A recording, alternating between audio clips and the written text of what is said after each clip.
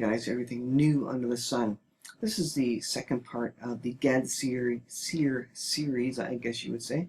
And he is a prophet who was mentioned in Chronicles, and so we're going to take a look at him, and specifically the first vision in the book. I was going to do both visions, but they're fairly in depth, so there's a lot to talk about. So I'm just going to do the first vision. In the first part, of course, I did the Great Tribulation. And in this one, I'm going to do the second vision here. So I'm going to look at a couple things that I looked at in the first video.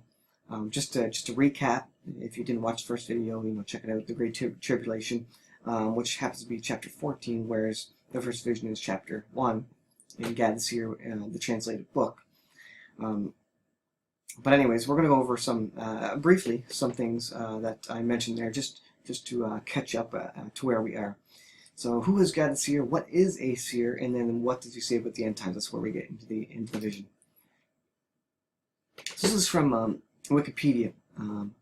Gad the Seer. Gad was a seer or prophet in the Hebrew Bible. He was one of the personal prophets of King David of Israel, and some of his writings are believed to be included in the Book of Samuel.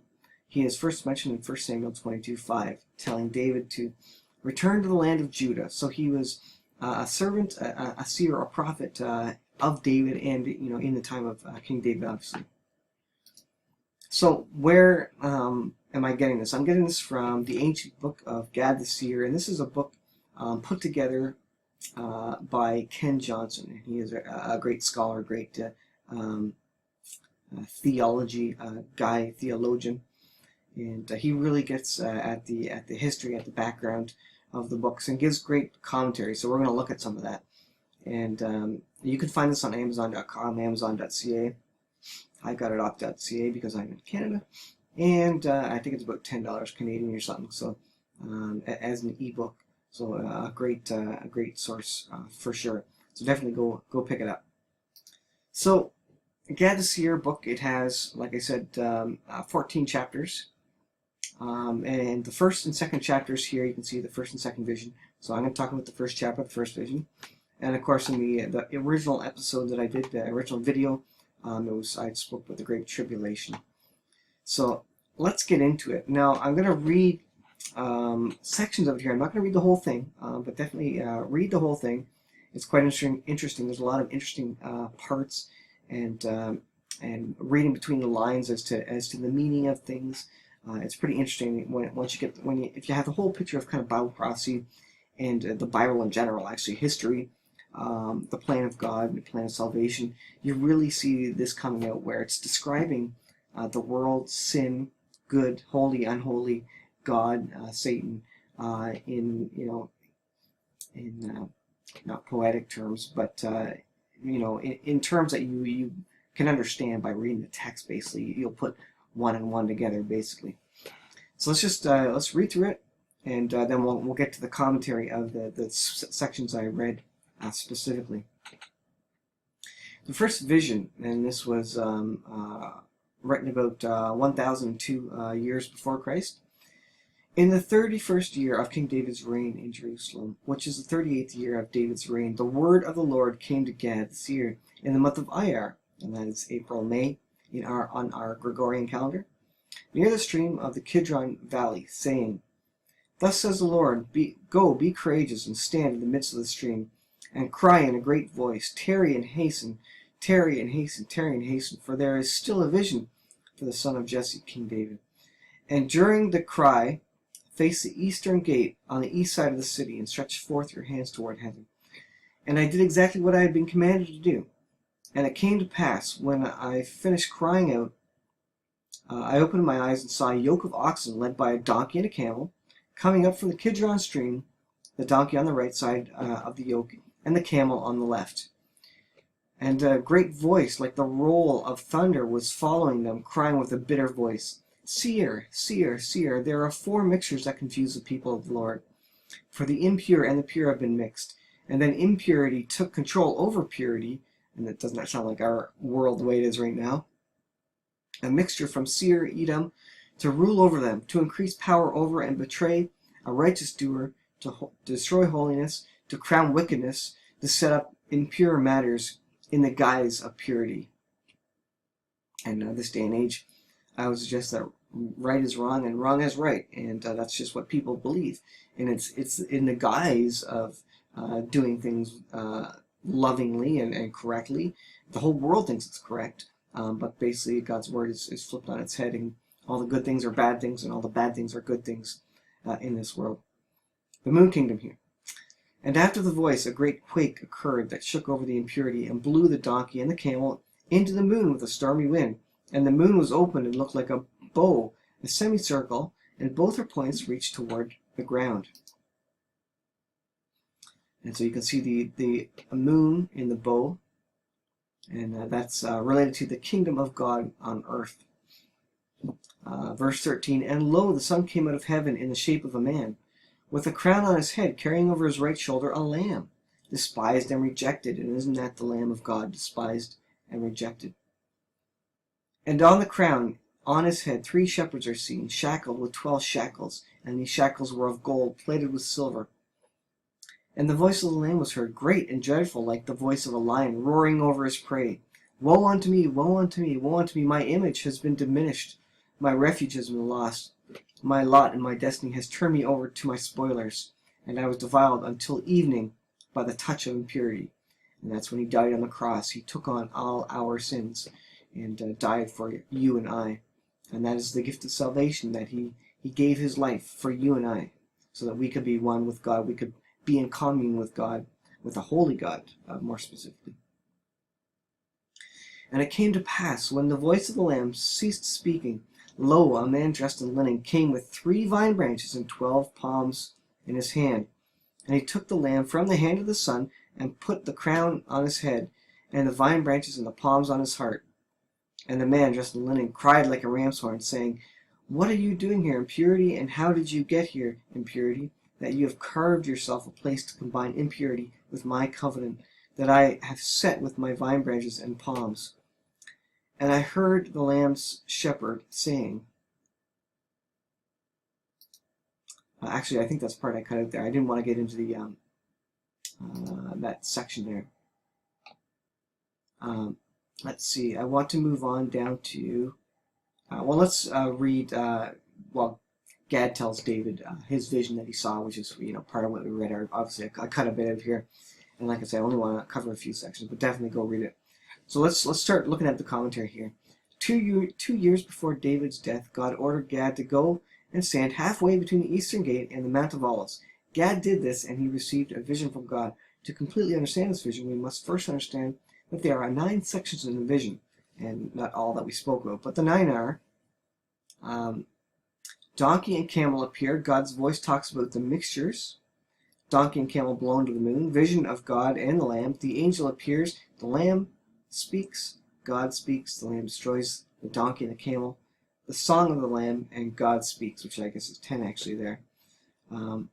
So now he's going to get into each section. So let's start reading about the second section, because I think it's interesting. And again, go back to the sections and read the complete commentary of Ken Johnson. I think it's very interesting stuff, a very interesting read. So this is his commentary on the mixtures, 4 mixtures. These 2 unclean animals leading the clean oxen are the impurity of Edom, which is Rome, ruling over Israel and Judah. First, purity tolerates impurity, and that's what the Christians have done. We tolerate impurity, and we're moving to tolerate more and more impurity in this world. We're not standing up for what is right anymore. Because of that, impurity takes control and calls purity sin and impurity righteousness. So isn't that exactly where we are in this North America, where Christians have let impurity come in, and now the impure, the people who do not love God, have effectively taken over, and they've moved all things their way, and basically they say anything that we believe is evil. We're haters, we're bigots, we're xenophobics, and all this kind of stuff. But what they do is loving and caring and all these sorts of things, like abortion, because we're loving and giving choice to the mother. So that's the kind of thing where good is evil and evil is good. So that's what it's talking about. The impurity will accomplish 4 things. Number 1, it will betray a righteous doer, the Messiah. That's happened. It will destroy holiness. It will crown wickedness, the Antichrist, and that's to come. It will make impurity look like purity, and that's happening right now. It's been happening for a long time. It is interesting, Ken Johnson says, that King Herod was an Edomite, ruling with Rome's permission. And then it goes into the third section, the commentary about that, the moon kingdom. The moon reflects the light of the sun. So the sun is God's kingdom in heaven, while the moon is its reflection, God's kingdom on earth. The moon was a full moon reflecting the light of God, but now it has become a crescent moon reflecting some true light, but it's mostly dark. And again, doesn't that just speak to our time in this hour? Its points touch to the earth, meaning it was glorious, but now earthly impurity is dressed up like purity. Absolutely. Fourth section, look at the vision of God here. God the Father is the man in the Son. The Lamb is the Messiah. The 12 shekels have to be all of Israel, whereas the 12 palms are believing Israel out of the whole of the 12 tribes. This is shown by the fact that they are made of gold, godly, plated with silver, those who have an appearance of being godly. The shekels are both groups combined. The 3 shepherds have to be 3 branches of Christianity, and he is suggesting Roman Catholicism, Eastern Orthodoxy, and Protestantism, whereas the 3 vine branches close to the Messiah's heart are the true believers from those 3 groups. So the people who have asked Jesus Christ into their heart, and he is their Savior. And so I'm putting my hand up. I want to be one of those. And I believe I am, because I have accepted Jesus into my heart. According to chapter 2, the vine branches do not believe in replacement theology. That is where God's promises for Israel is understood by some to not be Israel now, but to be the whole church. And I believe replacement theology is false as well. God still has a plan for the Jews, and he will, and that's what the 7-year tribulation is about, actually. If the 3 shepherds are 3 empires, they could be the Western Roman Empire, the Byzantine Empire, and the Ottoman Empire, which we see in chapter 2, but they do not seem to fit this prophecy. Neither would the 3 being the Roman Empire, the Byzantine Empire, and the revived Roman Empire seem to fit the prophecy. So some commentary there, it's just his thoughts on it. And then the 6th section here, I just want to look at the Messiah's heart, where it talks about the vine branches and the 12 palms.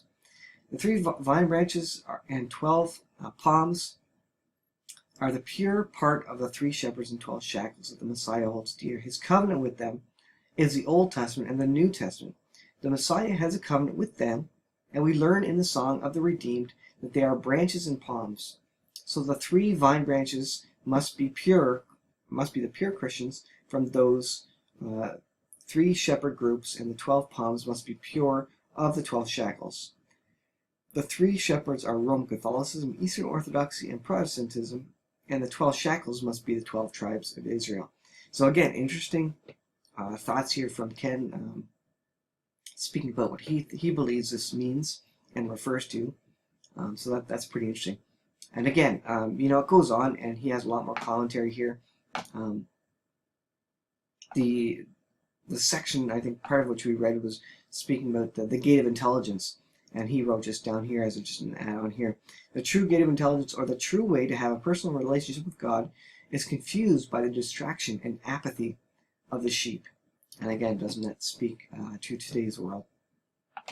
So I'm gonna end it there for today. I'm gonna encourage you to purchase this book. Support Ken Johnson.